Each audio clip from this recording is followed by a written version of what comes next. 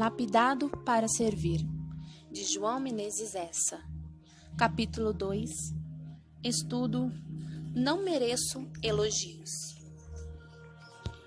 Tão dificilmente e gosta de ver o seu nome no degrau da fama. Por esses motivos, dizer esta frase quando estamos no culto é muito fácil, principalmente para aqueles irmãos que não conhecem o peso espiritual dela. Muitas vezes, o cristão pronuncia essas palavras sem nem mesmo ter consciência do que está falando. Uma das maneiras mais difíceis de se dar glória a Deus é quando tomamos uma bofetada e, nesse momento, se reagirmos com o mesmo sentimento que teve o nosso mestre, aí sim estaremos dando glória a Deus de uma maneira que lhe agrada. Em tudo que o cristão fizer, ao receber elogios, ele deve estar dizendo lá no fundo do coração: eu não mereço esses elogios e eu os levo ao pé da cruz. Quando Herodes estava discursando, elogiando a si mesmo, imediatamente foi comido de bicho. Por quê? Simplesmente pelo motivo de não atribuir a Deus o que tinha conseguido. Nabucodonosor, ao contemplar a glória do seu reino, seu coração se encheu de orgulho. Qual foi o resultado? Passou de rei a animal e só voltou a ser rei novamente quando reconheceu que só o Senhor era digno de louvor. A questão da glória é um assunto muito sério. Se o cristão for de posição elevada no meio em que vive, dificultamente ele vai às reuniões fora do templo, e se tais reuniões forem lares humildes, fica mais difícil ainda. Precisamos entender que, por mais rico e cheio de talentos que o cristão seja, ele não tem motivos para buscar glória para si mesmo. Paulo era um homem que tinha mas olhando para dentro de si, exclamou: miserável homem que sou. Romanos 7, 24. É um exemplo assim que nós, hoje, precisamos ter. Irmãos, se Paulo, que teve profundas experiências com Deus, ainda se considerou miserável, como podemos nós ter motivos para querer aplausos? O fracasso de muitos filhos de Deus tem acontecido pelo fato de eles não dar glórias a Deus. Pois se conseguem alguma coisa, se crescem na vida material, pouco tempo lhe resta para agradecer ao Senhor. E aí o orgulho toma o lugar da humildade e a tragédia espiritual é inevitável. O fim de tudo é dar glória a si mesmo e caminhar para o caos. O bom filho de Deus precisa muito buscar ao Senhor pedindo-lhe que repreenda sua natureza carnal, pois se assim não for, ele jamais resistirá ao orgulho ao ser elogiado. Isso só acontece na vida daqueles que não sabem que, por mais que nossos atos sejam brilhantes, eles são como trapos de imundícia. Isaías 64, 6. Diante destas verdades, sentimos vontades de, como Paulo, gritar: miserável homem que sou. Uma das coisas que tem me entristecido muito, entristecido nosso Pai Celestial, é a arrogância de muitos cristãos de outras igrejas. Eles se enchem de orgulho e batem no peito dizendo: igreja boa é a minha. Precisamos orar por esses irmãos, para que Deus os ilumine e os faça entender que bom mesmo é apenas um, o Senhor Jesus. No dia em que todos os cristãos de todas as igrejas se prostrarem aos pés do humilde Filho de Deus, nesse dia não teremos mais o maldito orgulho em nosso meio. A Deus toda a glória. A nós só nos resta vivermos de joelhos aos seus pés, que assim possamos fazer. Estudo. Ofendido? Sentir-se ofendido é um dos sentimentos mais comuns entre nós humanos. Quantas vezes nos sentimos ofendidos? Certamente muitas. Você sabia que só se sente ofendido aquele que tem orgulho? Você pode até não concordar, mas é verdade. Quantas vezes, ao nos sentirmos ofendidos, erguermos o peito e dizemos: vou dizer o certo, vou descontar tudo? Tais atitudes nossas não são, na verdade, a explosão do orgulho? Em momentos de dificuldades, quando não há entendimento, se o cristão não for orgulhoso, a primeira coisa que ele faz é cumprir Mateus 5:24. Deixa ali a tua oferta e vai reconciliar com o teu adversário. Nota quanta diferença há entre o reconciliar de Jesus e o dizer o certo? Até parece que não conhecemos ainda Jesus de Nazaré. As contendas que sempre presenciamos entre o povo de Deus nada mais é do que um maldito orgulho que ainda reina entre os cristãos. Por que dizemos que aquele que se sente ofendido ainda é orgulhoso? Pense comigo. Quando nos achamos ofendidos, o que estamos dizendo em nosso íntimo? Não é que não merecemos aquela ofensa? Não é que aquela pessoa é má e que nós somos bons e inocentes naquele atrito? Como, pois, se chamaria tais atitudes? A falta de reconhecimento de que nada somos nesta vida é que nos leva a termos o famigerado orgulho. Os cristãos do primeiro século não se orgulhavam, exatamente porque eram considerados como lixo. 1 Coríntios 4:13. Cada vez que o cristão se sentir ofendido, ele deve logo se lembrar que o orgulho está subindo ao seu coração. Aí você pergunta, e se o cristão estiver com a razão? Responderia-lhe diante do Senhor: o Filho de Deus nunca tem razão para querer dizer o certo a ninguém, nem se sentir ferido, já que ele tem Mateus 5:24 na Bíblia, que leva à igreja toda semana.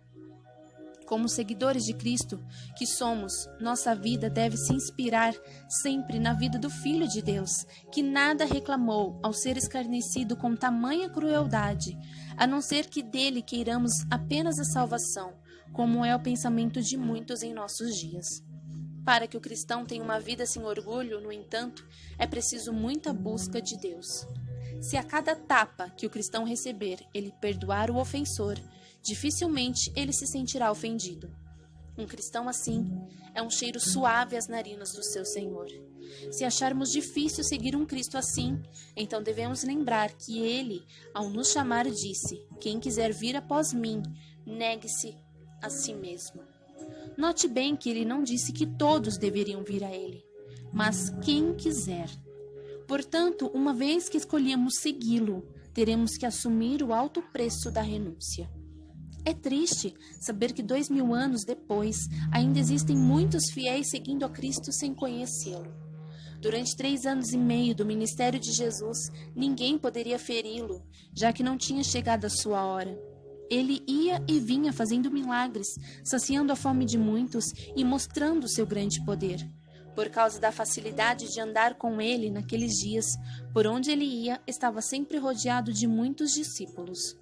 Quando, porém, chegou a sua hora, a hora da renúncia total, a Bíblia nos conta a triste reação dos seus seguidores. Então, todos, deixando-o, fugiram. Mateus 26:56.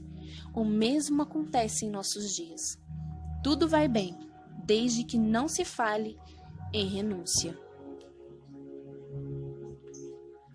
Estudo. Renúncia. Onde estás? Renúncia foi uma das palavras mais usadas pelo Senhor Jesus, mas quem diria, muito desprezada pela maioria dos cristãos da atualidade.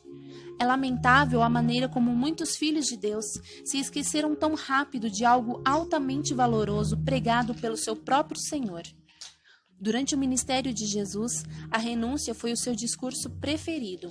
Não sabemos explicar por que muitos cristãos retiraram esse assunto de suas pregações. Quando lemos Lucas 14:33, todo aquele que não renunciar tudo quanto tem, não pode ser meu discípulo. Podemos constatar que a maioria dos cristãos não prega mais a mesma mensagem de Cristo. É muita audácia para um filho de Deus pregar o liberou geral, quando o próprio Cristo pregava dizendo: quem não renunciar tudo quanto tem, não pode ser meu discípulo. Que tragédia para a Igreja de Deus tem sido a infidelidade de muitos pregadores, que no desejo de serem simpáticos às multidões, negam sem escrúpulos a verdadeira mensagem do seu Senhor. Tais pessoas não perdem por esperar o tribunal de Cristo, segundo Coríntios 5:10. Em Provérbios 25:13 lemos: Como o frescor de neve no tempo da colheita, assim é um mensageiro fiel para com os que o enviam. Infelizmente, o Senhor não pode mais contar com essa fidelidade hoje. O apóstolo Paulo foi um mensageiro fiel ao seu Senhor. Certa vez ele exclamou: "Pregamos a Cristo crucificado." 1 Coríntios 1:23. Se existe uma coisa que o cristão que prega pode fazer para alegrar o coração de Deus, é ser fiel à sua mensagem. Por falta de renúncia nas pregações de muitos mensageiros, é que muitos cristãos hoje estão dizendo: "O Cristo que eu sou." Outros ainda: "Quem manda em minha vontade sou eu. Quando eu achar que devo mudar, mudarei." Essa liberdade desenfreada só poderia mesmo era causar essa tragédia assustadora na vida de muitos. Do jeito que as coisas estão, para muitos, o Cristo da Bíblia saiu de cena. Agora cada um cria o seu próprio Cristo. São muitos Cristos moldados à maneira de cada um.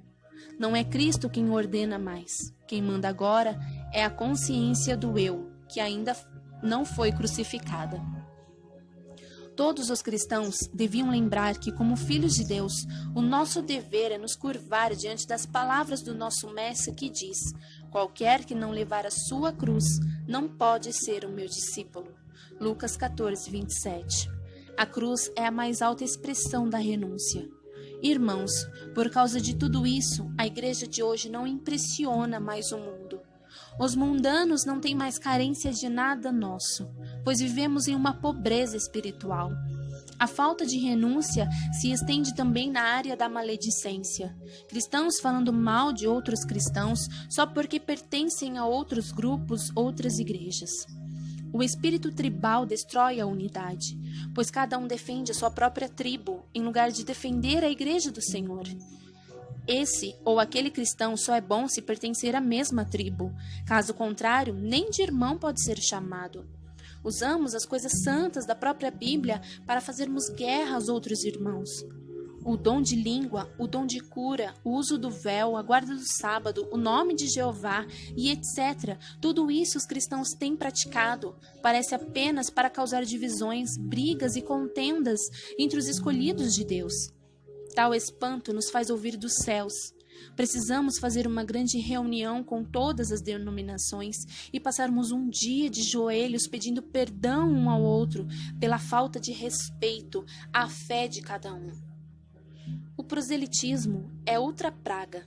Se um cristão encontra alguém que serve a Deus em um outro grupo, em lugar de abraçá-lo e congratular a fé juntos, a primeira coisa que faz é dizer que sua tribo é melhor.